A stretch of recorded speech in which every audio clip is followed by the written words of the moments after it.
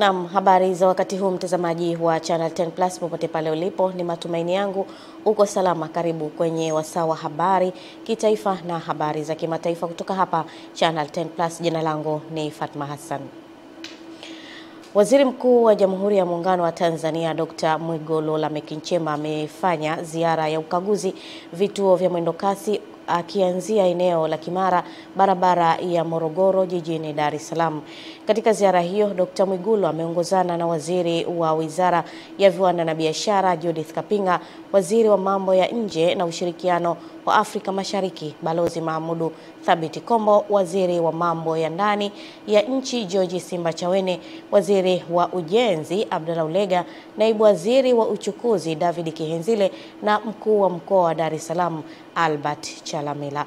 Ukaguzi huo wa vituo vya mwendokasi unafanyika kufuatia maandamano ya Oktoba 29 mwaka huu ambayo yalisababisha vurugu zilizoharibu miundombinu ya usafiri huo ikiwamo mabasi katika sehemu mbalimbali za jiji la Dar es Salaam.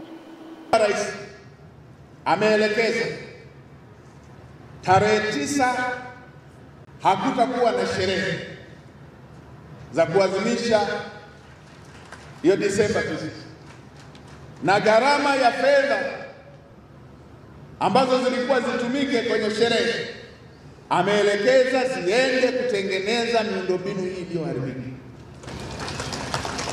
Ipo kundi la vijana wa bodaboda, kila likipita huko ilikuwa ni rushwa, ilikuwa ni faini kubwa. Bodaboda ni ya shilingi milioni 2, faini milioni 3. Mheshimiwa Waziri Mkuu, mambo madogo madogo kama haya yanaweza pia kutuchonganisha kati ya serikali na watu tunaowaongoza. Naomba pia nikuthibitishie kwamba mambo haya yote yatafanywa kazi katika mkoa wetu wa Dar es Salaam. Na jeshi la Israeli limesema limemuua kiongozi wa juu wa kijeshi wa Hezbollah katika shambulizi mjini Beirut siku ya Jumapili ambalo liliwaua watu 5. Haitham Ali Tabatabai ni kamanda wa juu kabisa wa Hezbollah kuuliwa na Israel tangu walipoanza kutekeleza makubaliano ya kusitisha mapigano Novemba 2024 yaliyolenga kumaliza mzozo baina yao uliodumu kwa zaidi ya mwaka mmoja. Taarifa hizo zimethibitishwa pia na kundi hilo la Hezbollah na kuongeza kuwa wapiganaji wake 4 pia waliuawa, huku Wizara ya Afya ya Lebanon ikisema watu wengine 28 walijeruhiwa. Waziri Mkuu wa Israel Benjamin Netanyahu alisema hapo jana kwamba Israel haitaruhusu Hezbollah kujiimarisha upya kijeshi na kutoa wito kwa serikali ya Lebanon kutimiza ahadi yake ya kuipokonya silaha Hezbollah.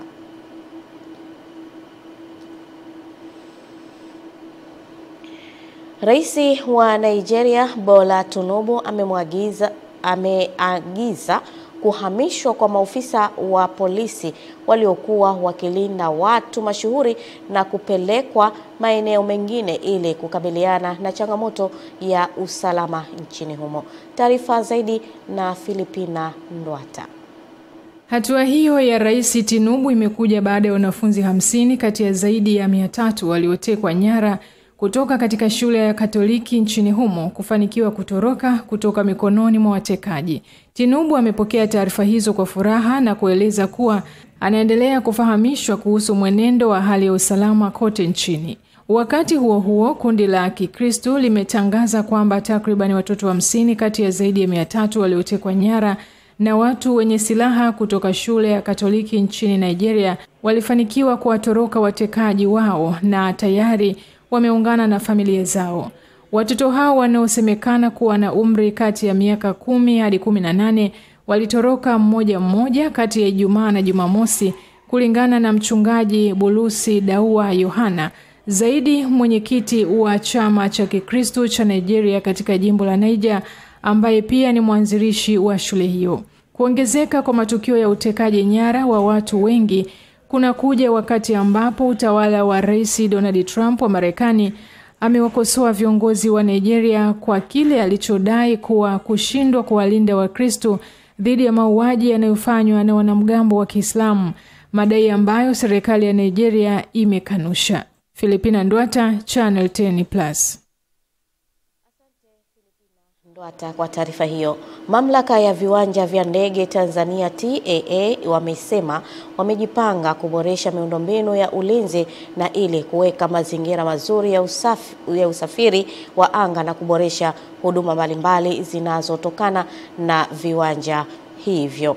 Tupate taarifa zaidi kutoka kwake Kisa Mwaipiana. Hayo yamesemwa na mkurugenzi mkuu wa TAA Abdul Momboka leo wakati akifungua maadhimisho ya kampeni ya utamaduni wa usalama wa usafiri wa anga yaliyofanyika katika kiwanja cha ndege cha kimataifa cha Julius Nyerere jijini Dar es Salaam, ambapo amesema kutokana na kuendelea kuongezeka kwa matukio ya uvunjifu wa usalama ni vyema kuja na mikakati mbalimbali ya kukabiliana nayo, ikiwemo kuwa na uelewa wa pamoja wa kudhibiti na kuimarisha ulinzi na usalama katika viwanja vya ndege. Usafiri wa anga ni sehemu muhimu sana katika kuharakisha na kukuza maendeleo, hasa kukuza uchumi. Mamlaka ya viwanja vya ndege tumejipanga kuhakikisha kwamba tunaongeza na kuboresha miundombinu ili kuweka mazingira rafiki, mazingira sahihi katika kurahisisha usafiri wa anga na huduma mbalimbali zitokanazo na viwanja vya ndege. Kwa upande wake, mkurugenzi wa kiwanja cha ndege cha kimataifa cha Julius Nyerere JNIA cha jijini Dar es Salaam, Betha Bankwa, amesema mpaka sasa hakuna tishio lolote la kiusalama katika uwanja huo na kwamba kiwanja hicho kiko salama, na kutaka kuendelea kuongeza uelewa kwa watumishi, abiria pamoja na wadau wote wa usafiri wa anga kuhusu umuhimu wa utamaduni wa anga. Lengo kuu likiwa ni kuimarisha mtazamo wa usalama duniani kote, yani kubadilisha mindset security, kuongeza ushiriki wa watu wote, abiria, wadau na taasisi katika swala la usalama, lakini kupunguza hatari za matishio ya ndani, yani insider threats, kukuza tabia ya kutoa taarifa mapema na kuongeza uwajibikaji kwa kila mtu katika mlolongo wa usalama. Kwa mantiki hiyo, ICAO inasisitiza kwamba usalama haujengwi na vifaa pekee, bali unajengwa na watu, tabia, lakini na utamaduni wa taasisi. Kauli mbiu ya kampeni ya utamaduni wa usafiri wa anga zilizoanza leo tarehe 24 Novemba na kutarajiwa kuhitimishwa tarehe 28 Novemba mwaka huu zimebeba kauli mbiu isemayo usalama wa usafiri wa anga unaanza na mimi. Kutoka Dar es Salaam, Kisa Mwaipiana, Channel 10. Serikali wilayani Handeni mkoani Tanga imeahidi kutumia vyema vijana wenye ujuzi wa fani mbalimbali kushiriki kwenye ujenzi wa miradi mbalimbali ya maendeleo wilayani humo kwa lengo la kutatua changamoto za ajira kwa vijana hao na kuongeza fursa za kujiajiri. Kutoka Handeni, Nestimbezi anaripoti. Hayo yamesemwa na mkuu wa wilaya Handeni Salum Nyamwese wakati wa mahafali ya 39 ya chuo cha maendeleo ya wananchi FDC Handeni. Vijana hao wanapohitimu mafunzo tuweze kuwatumia katika kushiriki katika ujenzi wa taifa letu, kuwashirikisha katika miradi mbalimbali ya kijamii, lakini kuendeleza database au benki za taarifa za wahitimu ili kurahisisha upatikanaji wa ajira na fursa za kujiajiri. Sisi tumeichukua hilo kama serikali, pale itakapokuwa ikitokea fursa mbalimbali katika wilaya yetu, katika mkoa wetu, na tukaona tuna vijana ambao wapo kwenye database zetu, tuweze kuwatumia. Kwa upande wao, baadhi ya wahitimu wa chuo hicho wakiwemo ambao wamenufaika na ufadhili wa ofisi ya waziri mkuu wamesema kozi hizi kiufupi kwamba zinaweza kutoa fursa kubwa sana za kujiajiri, kwamba tunaporudi mitaani zinatokea fursa nyingi sana za kazi. Hivyo basi tutaenda kutumia vizuri mafunzo haya kwa weledi ili tuweze kujiajiri wenyewe mtaani. Hivyo na mimi ni fursa kubwa tumepatiwa hii. Kwa sisi hapa tunamshukuru sana Mheshimiwa Waziri Mkuu kwa nafasi hizi, lakini pia tulikuwa tunaomba katika chuo chetu haya anaboresha wapandishe, kwa mfano kama kozi kama mwaka huu hapa kumetoka kozi 4 katika chuo chetu hichi cha Handeni. Tulikuwa tunaomba kwa makani kama nafasi zipo sisi tupandishiwe kozi, hata kuwe na kozi hata 6, 7. Hata hivyo, chuo hicho cha maendeleo ya wananchi FDC Handeni kinakabiliwa na changamoto mbalimbali, hasa baada ya kuanza kupokea idadi kubwa ya wanafunzi wanaojiunga na chuo hicho. Na hapa mkuu wa chuo hicho Bi Asha Mdimbe anatoa ombi kwa serikali na wadau wa maendeleo. Tulikuwa tunaomba tuboroshewe mabweni kwa sababu wanafunzi tunaochukua sasa hivi ni wengi, kwa hiyo hawatoshelezi mabweni tulionayo. Pia kwenye darasa la kompyuta tulizonazo ni chache, ziko kompyuta 20. Kwa hiyo kutokana na idadi ya wanafunzi tunapitia hiyo changamoto. Pia samani za darasani ziko chache. Kwa hiyo tulikuwa tunaomba wadau mbalimbali na nini waweze kutuongezea ili kuweza kufanikisha mafunzo yetu kwa ujumla. Kutoka wilayani Handeni mkoani Tanga, mimi ni Ernest Mbezi, Channel 10. Watoto wa miaka 5 hadi 18 wilayani Mkuranga mkoani Pwani wanakabiliwa na utapiamlo na upungufu wa madini pamoja na vitamin, hali inayochangiwa na ukosefu wa lishe bora nyumbani na wanapofika shuleni hawapati chakula. Taarifa ya Marieta Msembele kutoka Mkuranga inafafanua zaidi. Taarifa hiyo imetolewa na afisa tarafa wa wilaya Mkuranga alipomwakilisha mkuu wa wilaya Mkuranga mkoani Pwani Adija Nasri wakati wa maadhimisho ya siku ya lishe na chakula, ambapo maadhimisho hayo kiwilaya yalifanyika katika shule ya msingi ya Dundani. Afisa tarafa aliendelea kusema kuwa pamoja na jitihada za serikali ya wilaya ya Mkuranga kupambana, lakini bado makundi muhimu wakiwemo wanafunzi wa shule za msingi na sekondari, changamoto hiyo inaonekana bado ni kubwa, na hasa kwa watoto waliopo katika kipindi cha makuzi. Zinazofanyika katika wilaya yetu ya Mkuranga, bado utapiamlo, lishe pungufu na upungufu wa madini na vitamini ndio umekuwa changamoto kubwa, hasa kwa makundi muhimu yafuatayo. Mfano, wanafunzi ambao wenye umri kati ya miaka 5 mpaka 18 ambao wapo katika kipindi cha kukua na kujifunza. Kisayansi wanahitaji chakula cha kutosha ili kukidhi mahitaji ya kimwili, ikiwapo majukumu ya kuwa wazazi wa baadaye. Naye afisa lishe wa wilaya Mkuranga Vumilia Ngandango amesema serikali imeweka maadhimisho hayo kwa lengo la kuendelea kuelimisha jamii juu ya ulaji bora, ikiwa ni chanzo cha kujikinga na maradhi ambayo yanatokana na ulaji duni. Na hapa anasema chanzo cha kujikinga na maradhi yale ambayo yanatokana na ulaji duni, ulaji mbovu, kwa mfano magonjwa ya kisukari, magonjwa ya shinikizo la juu la damu, baadhi ya saratani, magonjwa ya figo na magonjwa ya hewa ya muda mrefu ambayo yanaambatana na ulaji usiofaa. Hiyo naona ni siku ambayo ni muhimu sana kuadhimishwa ili jamii iweze kukumbuka kwa pale ambapo itakuwa imesahau. Maadhimisho hayo yalipambwa na maonyesho mbalimbali ya vyakula na matunda pamoja na maandamano na michezo mbalimbali. Maadhimisho ya siku ya lishe duniani yamefanyika hapa katika maeneo ya shule ya msingi ya Dundani katika wilaya ya Mkuranga mkoani Pwani. Ni Marieta Msembele wa Channel 10.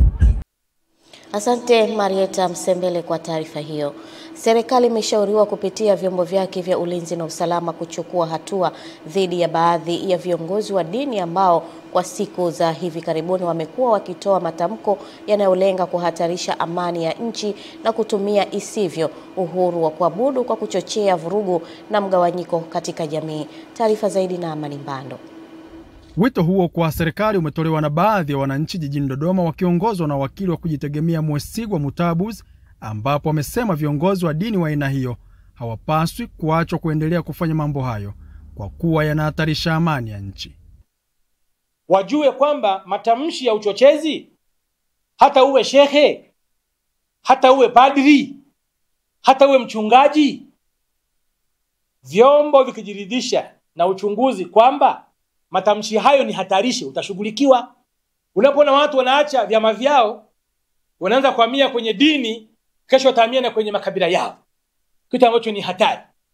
Na niwaambie viongozi wa dini, inawezekana msifahamu, lakini hizo pia ni mbinu za kujenga nyufa kwenye nchi yetu. Hawa wenye nia ya kupasua nchi yetu wanatafuta kila sehemu yenye mwanya. Wakiona kwenye dini kuna mwanya, wanapita huko. Wakiona kwenye siasa kuna mwanya, wanapita huko. Ameongeza kuwa katika kipindi hiki taifa linahitaji kuunganishwa badala ya kugawanywa kwa namna yoyote, na kwamba Watanzania wanapaswa kupuuza taarifa za baadhi ya vyombo vya habari vya kimataifa ambazo zinalenga kuchochea uhasama baina ya wananchi na serikali.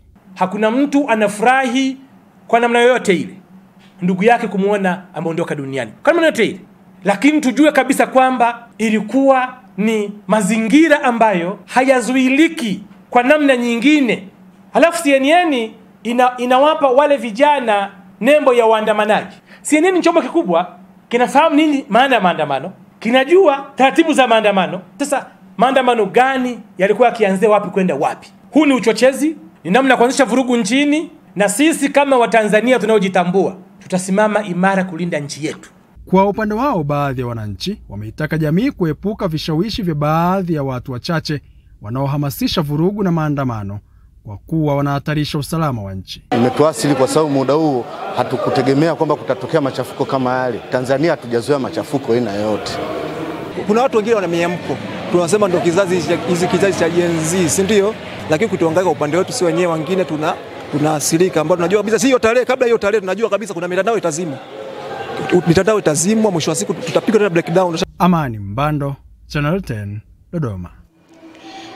Australia imepiga marufuku ya kihistoria kwa watoto walio chini ya umri wa miaka 16 kutumia mitandao ya kijamii kuanzia Disemba 10 mwaka huu, huku kampuni za mitandao zikilazimika kuhakikisha watoto wa umri huo hawawezi kufungua akaunti mpya na akaunti zilizopo zikizimwa au kufutwa kabisa. Tupate taarifa kamili.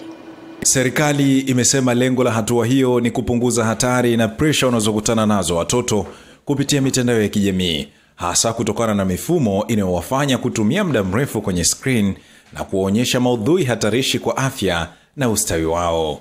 Utafiti uliogharamiwa na serikali umebaini kuwa 96% ya watoto wa umri kati ya miaka 10 hadi 15 hutumia mitandao ya kijamii, na wengi wao wamewahi kukumbana na maudhui hatarishi ikiwemo vurugu, chuki dhidi ya wanawake, pamoja na maudhui yanayojihusisha na kujiua, vitendo vya ngono na matatizo ya ulaji. Marufuku hiyo inahusisha majukwaa kama vile Facebook, Instagram, Snapchat, Threads, TikTok, X, YouTube, Reddit, Kik na Twitch, wakati majukwaa kama YouTube Kids na Google Classroom na WhatsApp haijajumuishwa. Kampuni zinapaswa kutumia teknolojia za kuthibitisha umri, ikiwemo utambuzi wa sura, sauti au vitambulisho vya serikali.